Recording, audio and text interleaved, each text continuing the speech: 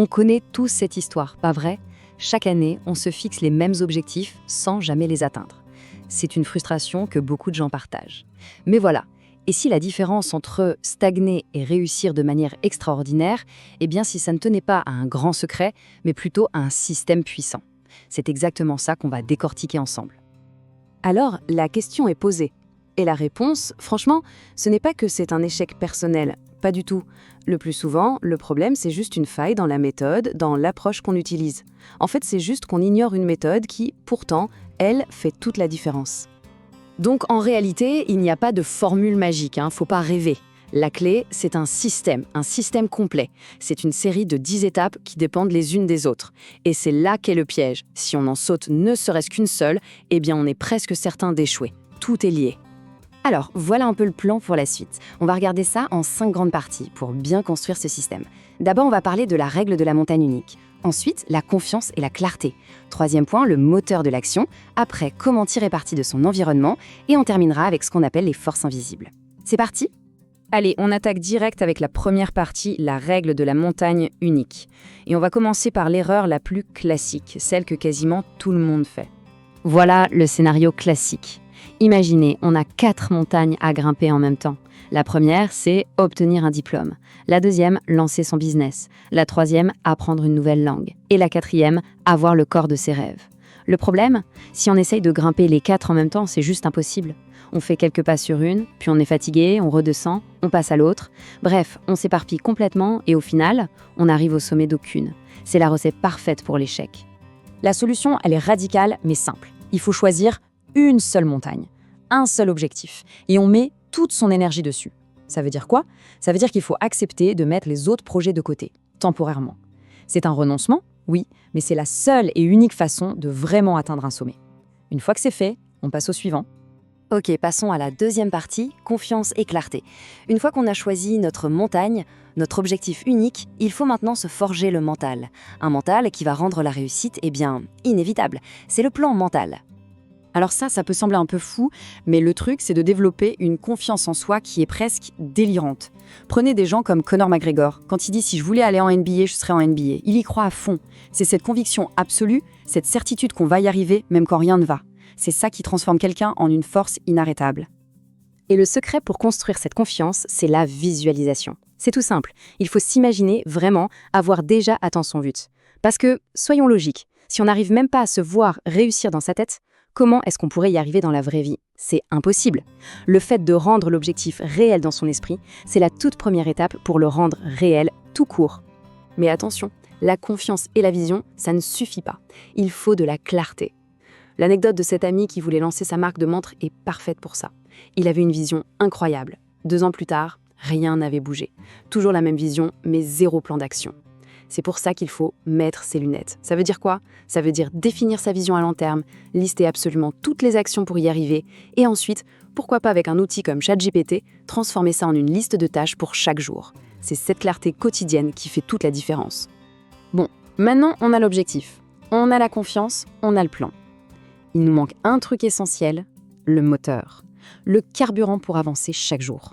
C'est la 3e partie, le moteur de l'action. On entend partout ce cliché qui dit « laisse tomber la motivation, il n'y a que la discipline qui compte ». Eh bien, c'est complètement faux. La motivation, c'est super utile. Et surtout, le plus important, c'est de comprendre que ce n'est pas un truc qui tombe du ciel comme ça par magie. Non, c'est une ressource qu'on peut créer, qu'on peut générer. Et tout ça, c'est lié à la chimie du cerveau, et plus précisément à un neurotransmetteur, la dopamine.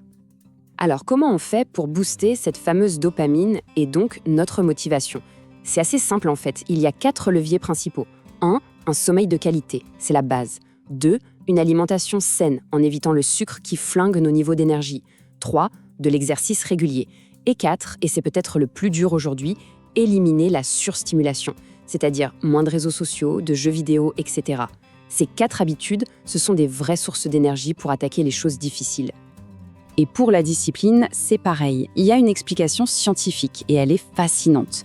Tout tourne autour d'une protéine, le BDNF. On peut voir ça comme le muscle de la discipline. Et comme n'importe quel muscle, plus on l'entraîne, plus il devient fort. Comment on l'entraîne? En se forçant à faire des choses difficiles, en restant un peu plus longtemps dans une situation inconfortable, comme un hammam trop chaud, ou en finissant un travail même quand on est crevé. Chaque fois qu'on fait ça, on renforce ce muscle, et la fois d'après, l'effort paraît un peu moins dur.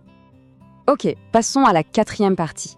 On va maintenant regarder au-delà de soi-même et s'intéresser aux forces extérieures, à notre environnement. Parce que cet environnement, il peut soit nous tirer vers le bas, soit nous propulser. Voici une vérité un peu contre-intuitive. La raison numéro 1 de l'échec, ce n'est pas l'abandon. Non, c'est l'oubli, tout simplement. On est tellement pris dans le tourbillon du quotidien qu'on oublie de bosser sur notre objectif. La solution, créer un système pour ne pas oublier.